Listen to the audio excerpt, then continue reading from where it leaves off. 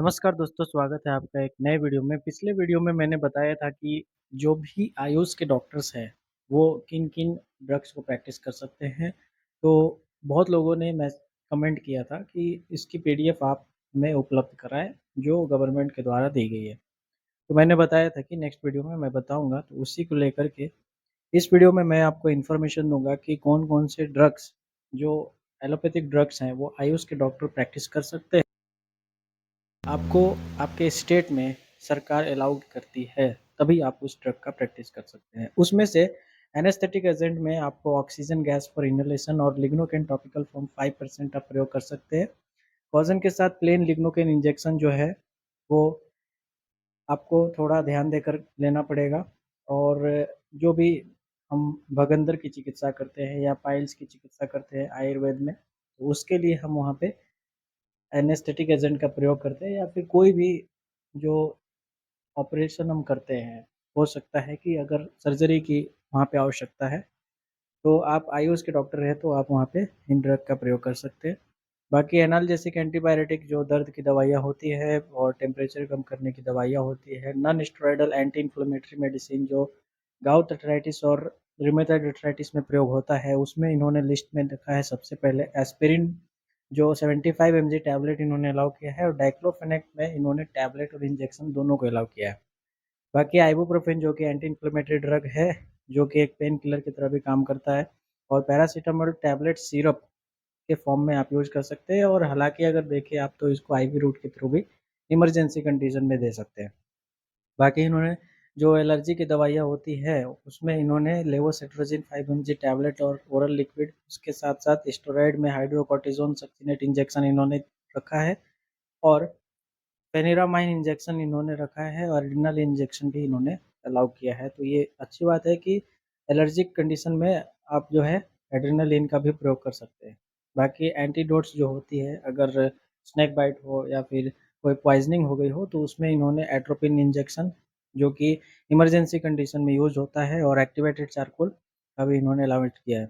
Anti convergent या फिर anti epileptic medicine में इन्होंने मैग्नीशियम सल्फेट इंजेक्शन और डायज़ेपम टैबलेट, जो कि 5 mg 10 mg और रेक्टल सपोजिटरी के मेथड में इन्होंने अलाउ किया है, तो वो भी आप प्रैक्टिस कर सकते हैं। नेक्स्ट यहाँ पे इन्होंने और भी ड्रग के नाम दिए हैं, जिसमें कि मिडाज़ोलैम नेज़ल स्प्रे जो होता है, उसका भी प्रयोग कर सकते हैं, और फेनोबार्बिटॉन टैबलेट जो 30-60 mg के फॉर्म में आती है, ओरल लिक्विड के फॉर्म में आती है, और फेनाइटिन टैबलेट 50-300 mg के फॉर्म में आती है, तो उसको भी आप प्रयोग कर सकते हैं। बाकी अगर इंटेस्टिनल एन एंथेल्मेटिक्स बाकी अगर देखा जाए, तो इंटेस्टिनल एंथेल्मेंटिक्स में इन्होंने एल्बेंडाजोल टैबलेट 400 mg को रखा है। जैसे कर सकते हैं एंटी फाइलेरियल मेडिसिन में, फाइलेरियासिस में आप जो है डाई इथाइल कार्बामाज़ाइन टैबलेट यूज़ कर सकते हैं, जो कि ओरल लिक्विड और टैबलेट दोनों के फॉर्म में इन्होंने अलाउ किया है।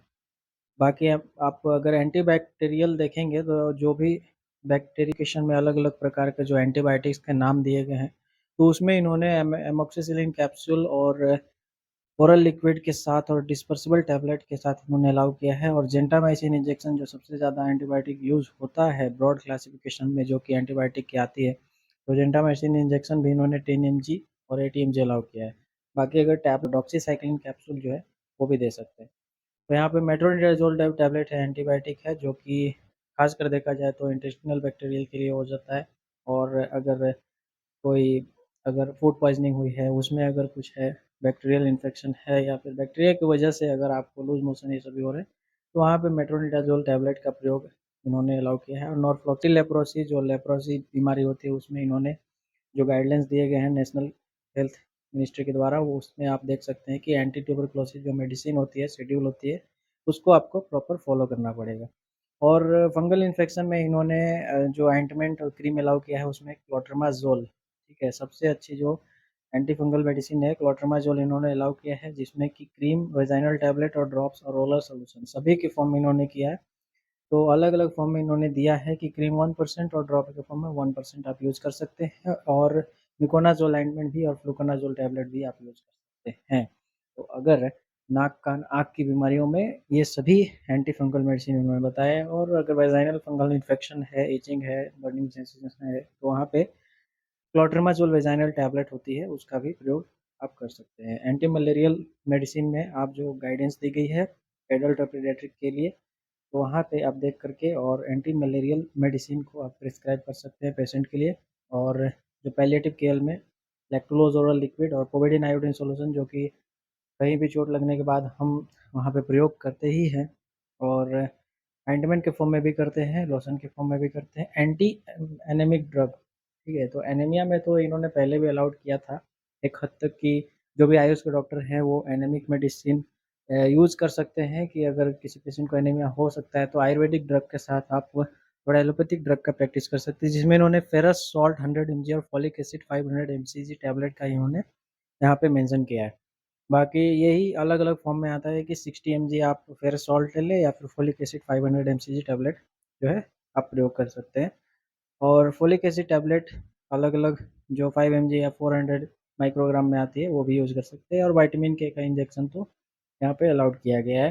वो जितने भी बीएमएस, बीएचएमएस, बीयूएमएस के डॉक्टर्स हैं वो ये सभी प्रैक्टिस कर सकते हैं, तभी जब आपके स्टेट में गवर्नमेंट अलाउ किया है। कार्डियोवास्कुलर मेडिसिन में अगर देखा जाए तो एंजाइना, जिसमें कि जो है एंजाइना पेक्टोरिस हो या फिर हार्ट अटैक के समय हो या फिर हार्ट स्ट्रोक हो या फिर ब्लड क्लॉट हो जाए, तो वहाँ पे हम जो है आइसोसोर्बिड 5 और mononitrate tablet 5 mg, atenolol tablet 50 mg, metoprolol tablet.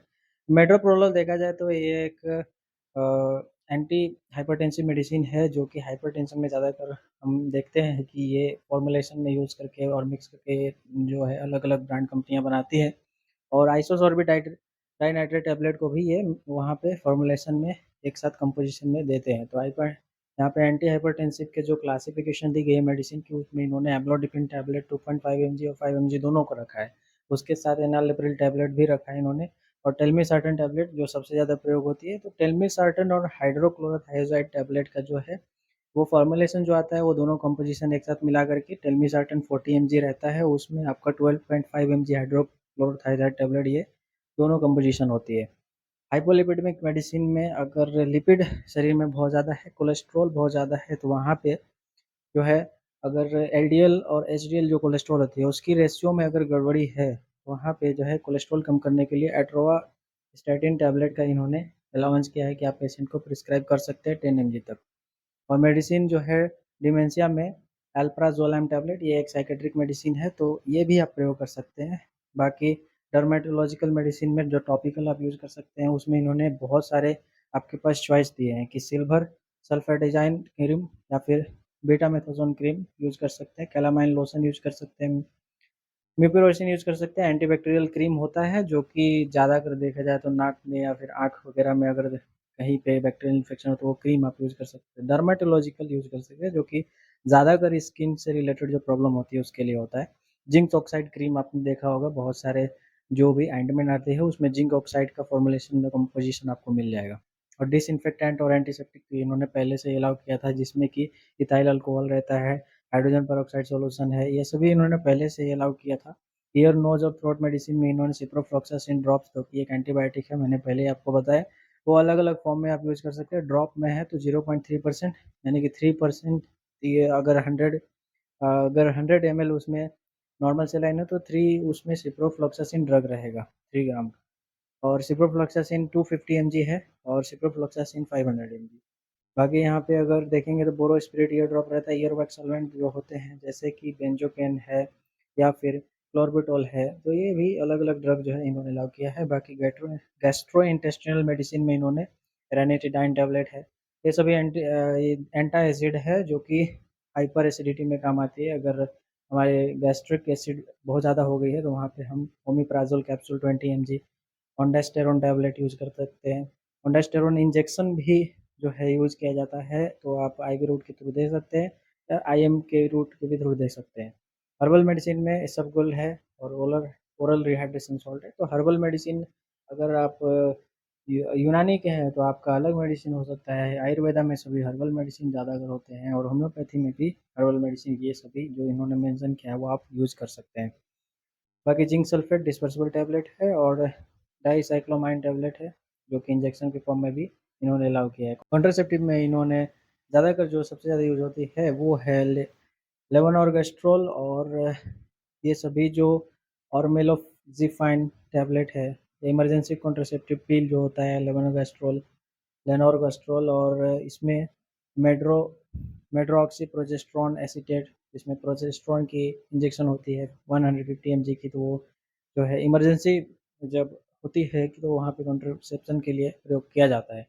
बाकी मेल कॉन्डोम ये सभी तो अलाउड पहले से ही था। कॉपर बियरिंग इंट्रायूटेराइन डिवाइस, जो कि इंट्रायूटेराइन हम यूट्रस के अंदर इंसर्ट करते हैं, कॉपर टी के नाम से जो आता है, जिसमें IUCD 380A और IUCD 375 के फॉर्म में आता है, जो अलग अलग लोड के फॉर्म में रहता है, वो भी इन्होंने अलाउ किया है, पहले से ही है वो कि बाकी यहाँ पे इन्होंने मेंशन किया है उसे।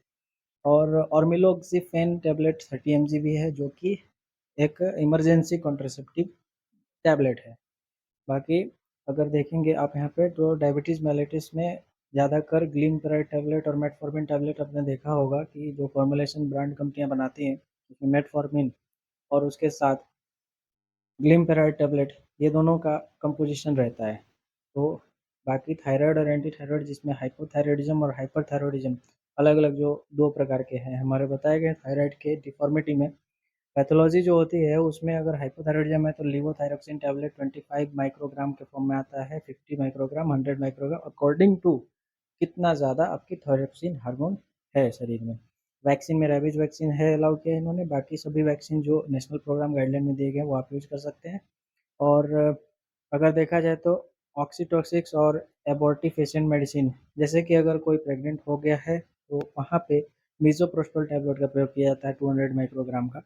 तो अगर 3 मंथ तक प्रेगनेंसी है, 2 मंथ तक प्रेगनेंसी है, तो अगर वहाँ पे प्रेगनेंसी को रोकना है तो वहाँ पे मीज़ोप्रोस्टोल टैबलेट, जो कि एबॉर्शन के लिए यूज़ किया जाता है। Medicine acting on the respiratory tract के ऊपर, यहाँ पे रेस्पिरेटरी अगर अस्थमा है तो उसके लिए, या फिर कोई भी रेस्पिरेशन से रिलेटेड पैथोलॉजी है तो वहाँ पे उन्होंने अलाउ किया। साल्बुटामोल टैबलेट ओरल लिक्विड और रेस्पिरेटरी सॉल्यूशन अलग अलग फॉर्म में आते हैं, और नॉर्मल सेलाइन ड्रॉप्स और डेक्स्ट्रोमेथोर्फन ओरल सिरप भी आता है यहाँ पे।